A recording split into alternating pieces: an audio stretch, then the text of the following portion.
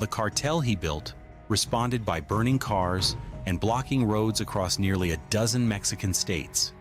In the early morning of 22nd February 2026, Mexico's most wanted man was finally cornered in a scheduled cabin in the mountains of Jalisco. This was El Mencho, the leader of the CJNG, the most dangerous and technologically advanced drug cartel in human history. To the US government, he was a $5 million bounty. To his followers, he was a ghost.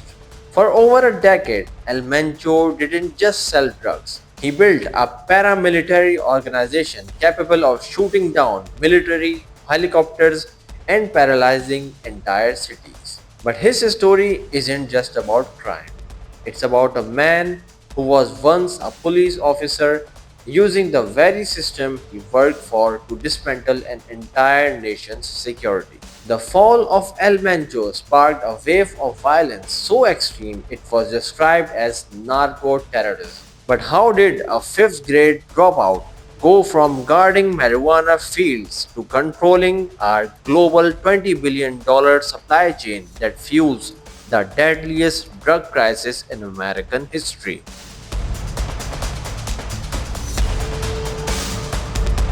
The rise of El Mencho, born Nemesio Oseguera Cervantes, is a masterclass in exploiting systematic failure. After being deported from the US in 1997 for selling heroin, he returned to Mexico and did the unthinkable. He became a police officer. For years, he worked out within the force, learning exactly how much it cost to buy a mare, which officers were corruptible, and where the legal system's blind spots were located. The inside knowledge became his most lethal weapon. In 2010, he broke away from older cartels to form the CJNG, or the Jalisco New Generation Cartel. Unlike traditional cartels, the CJNG operated like a professional army. In 2015, when the Mexican military launched an operation to capture him using helicopters, El Mencho's gunmen didn't run. They used Russian-made RPG-27 rocket launchers to blow a military helicopter out of the sky,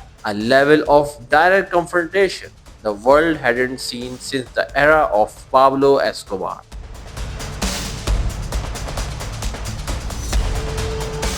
While older cartels fought over territory for plant-based drugs like cocaine and marijuana, El Mencho realized the future was synthetic. He pivoted his entire empire towards methamphetamine and fentanyl. By controlling a single access point, the port of Manzanillo, he secured a direct supply chain of precursor chemicals from China. This allowed the CJNG to operate over 100 methamphetamine labs across Mexico, achieving profit margins that traditional drug trafficking could never match. The scale of this operation is staggering.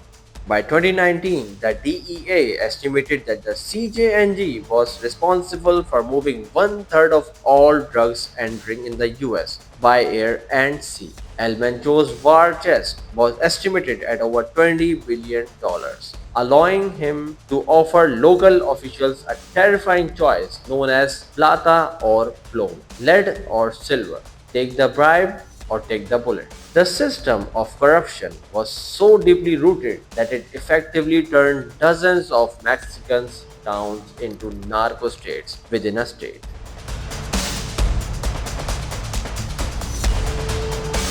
The most devastating product in the El Mencho's portfolio was fentanyl, a synthetic opioid 50 times more powerful than heroin.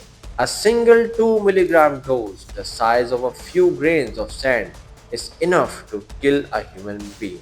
The economics are even more chilling. A pill that costs 10 cents to manufacture sells for up to $30 on the streets of the US. In 2023 alone, over 73,000 Americans died from synthetic opioid overdoses, a crisis fueled directly by the CJNG's industrial scale production. Following El Mencho's death in 2026, the US government shifted its strategy, declaring cartels as foreign terrorists organizations. In an unprecedented move, the American military began launching targeted strikes on drug trafficking vessels in international waters under Operation Southern Spear. However, as history shows, removing a kingpin often creates a vacuum filled by even more violent factions.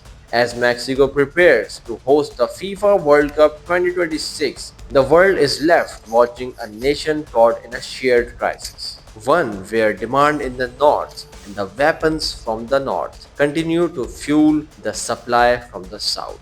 The empire of El Mencho is an administrative wake-up call for the entire Western Hemisphere. We often treat these cartels as isolated criminal gangs, but they are sophisticated global corporations with better intelligence networks than some governments. The true realization is far more haunting. As long as the precursor chemicals flow from China and the high powered weapons flow from the US, the kill switch for this crisis remains beyond the reach of any single military operation. If a fifth grade dropout can build a $20 billion empire that paralyzes two nations, how secure is the rule of law in the modern world?